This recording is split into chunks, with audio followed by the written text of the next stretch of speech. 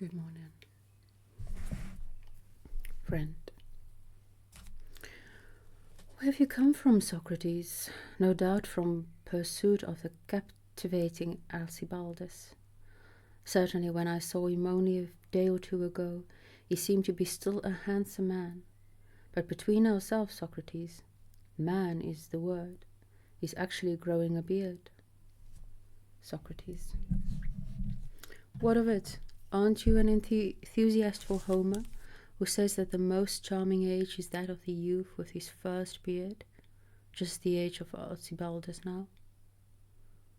Friend. Well, that's the news. Well, what's the news? Have you just left the young man? And how is he disposed towards you? Socrates. Very well, I think, particularly today, since he came to my assistance and spoke up for me at some length. For as you guessed, I have only just left him, but I will tell you a surprising thing.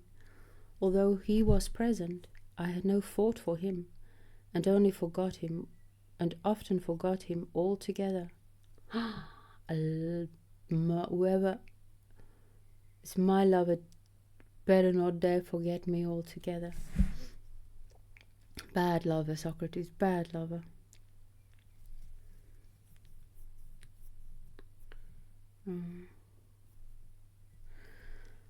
Why, friend asks, what can have happened between you and him to make such a difference?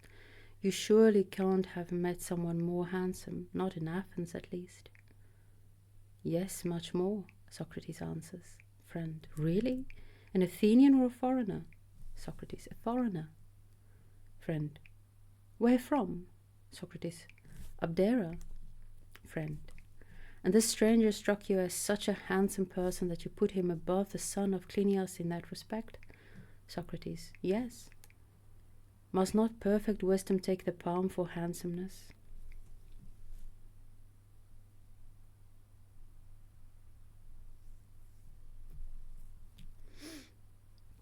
Friend, you mean you have just been meeting some wise man? Socrates, say rather the wisest man now living, if you agree that that description fits Protagoras.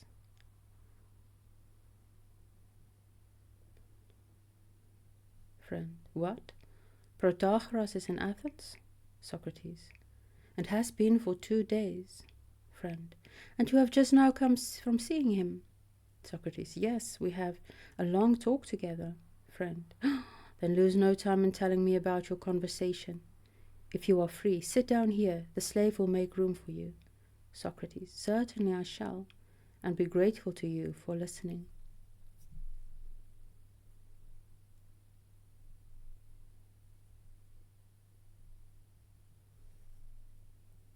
Friend, and I to you for the story. Socrates, and I think from now on Socrates tells the story.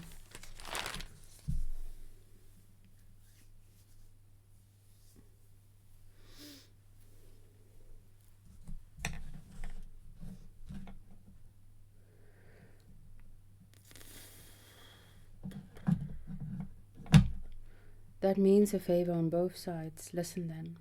Last night, a little before daybreak, Hippocrates, son of Apollodorus, Phaeson's brother, knocked violently on my door with his stick, and when it was opened, came straight in a great hurry, and shouted out, "Socrates, are you awake or asleep?" I recognized his voice and said, "That will be Hippocrates. No bad news, I hope?" "Nothing but good," he replied. "I'm glad to hear it," said I. "What is it then, and what brings you here at such an hour?" "Protagoras has arrived," he said, taking his stand beside me. "The day before yesterday." "Have you just only found him out?" "Only last evening." As he said this, he felt for the bed and sat by my feet, adding, "Yes, yesterday evening, when I got back late from Unu. My slave Satyrus had run away from me. I meant to let you know that I was going after him, but something put it out of my head. When I got back and we had dinner and were just going to bed, my brother mentioned to me that Protagoras had come. Late as it was, I nearly came to see you straight away. Then I decided it was really too far into the night. But as soon as I had slept off my tiredness, I got up at once and came here as you see. I recognized his determination and the state of excitement he was in, and asked him, "What is your concern in this? Has Protagoras done you any harm?" "Of course he has, Socrates," replied Hippocrates, laughing. "He keeps his wisdom to himself instead of sharing it with me." "Not at all," said I. "If you pay him sufficient to persuade him, he will make you wise too." Stab. "If it were only a question of that," he said despairingly, "I shouldn't keep back a penny of my own money, or my friend's money either. But this is just the reason why I have come to you, to persuade you to speak to him on my behalf. For one thing, I am too young, and for another, I have never seen nor heard Protagoras. Last time he came to Athens, I was still a child. But you know, Socrates, everyone is singing his praises and saying that he is the cleverest of speakers. Do let's pay him a visit at once, to make sure of finding him in. He's staying, so I'm told, with Callias, son of Hipponicus. Come on." "My dear Hippocrates," I said, "we can't go there at this early hour. Let's come out here into the courtyard and walk around it to pass the time until it gets light. Then we can go. Protagoras spent most of his time indoors, so don't worry. We are pretty sure to catch him there." So then we got up and walked about in the courtyard, and to try Hippocrates' mettle I began to examine and question him. "Tell me this, Hippocrates," I said. "Is it your present intention to go to Protagoras and pay him money as a fee on your behalf?" "It is your present intention to go to Protagoras and pay him money as a fee on your behalf. Now whom do you think you are going to, and what will he make of you? Suppose, for instance, you had it in mind to go to your namesake Hippocrates, of course, the doctor, and pay him a fee on your own behalf, and someone asked you in what capacity you thought of Hippocrates with the intention of paying him. What would you answer?"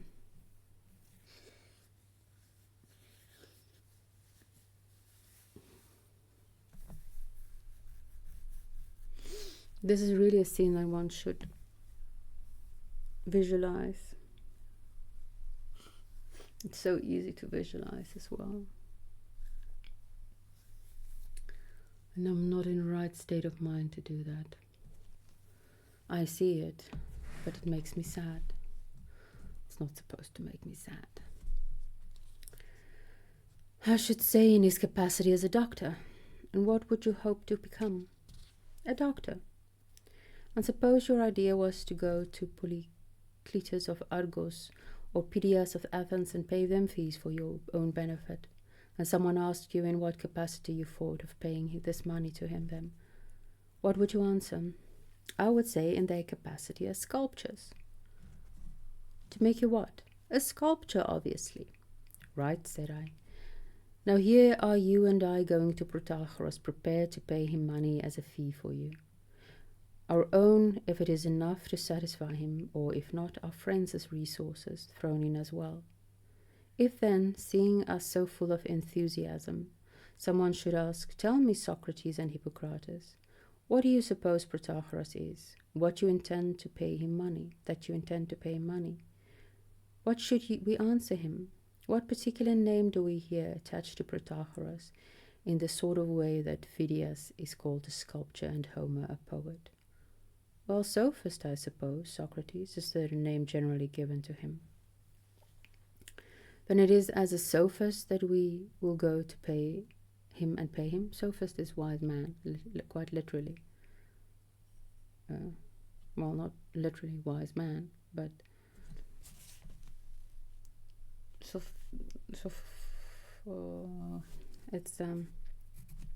its meaning is wise man.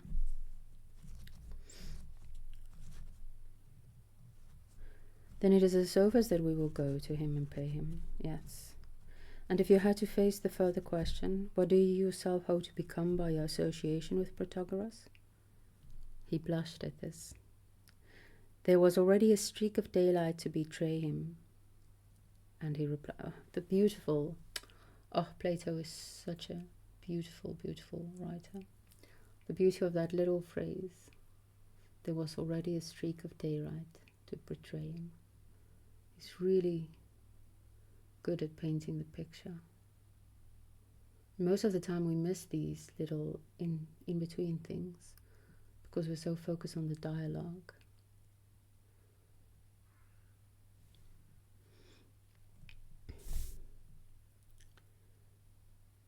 And replied, if this is like the other cases, I must say to become a sophist. But wouldn't a man like you be ashamed, said I, to face your fellow countrymen as a sophist?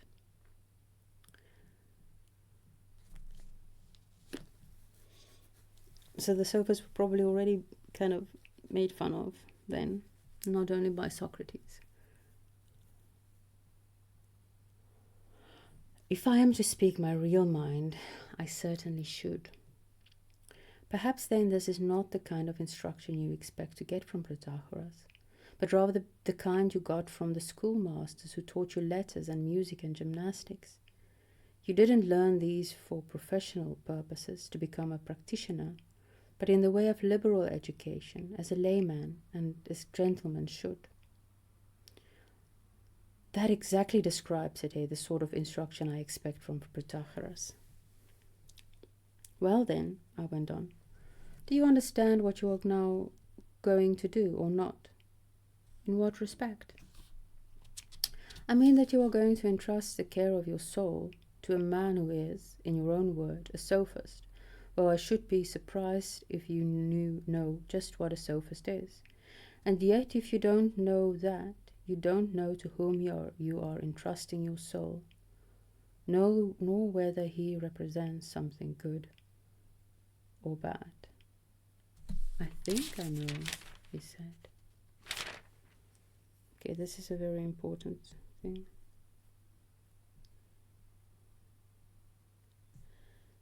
You are going to entrust the care of your soul to a man who is, in your own words, a sophist. Though I should be surprised if you know what a sophist is.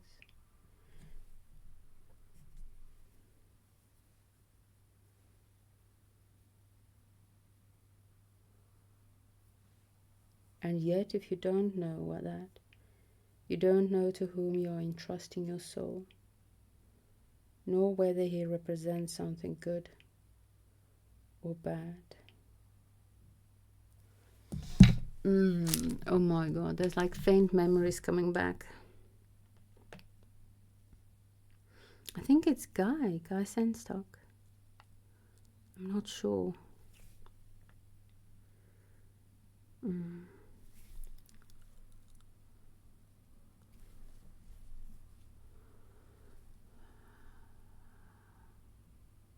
We need to entrust our souls to someone.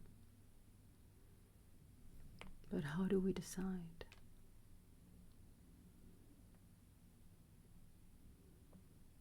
It might be more dangerous to keep ourselves to our own cultivation if we don't trust anyone. What makes... Okay, Protagoras. Socrates. You're asking this young man why he thinks Protagoras worthy of the education of his soul, the care of his soul. But this young man ran to you before dawn. Why did he do that? What makes you worthy of the care of his soul?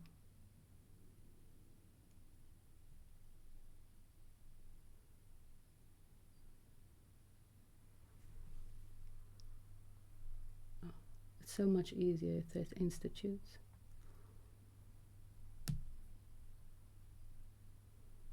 Though as a young preacher, I always felt unworthy. Not like in a humble way, like I cried every time after a sermon. Because you stand there as a 24-year-old and you look over this congregation of 80-year-old people amongst them, people who have been religious all their lives, and you, idiot, young idiot, expound scripture to them. That's why I stuck to expounding scripture, because that's the safest way to go. If you know nothing, read the sacred text. Oh, it's time. And I still don't know what makes me entrust my soul to some people and not to others. That might be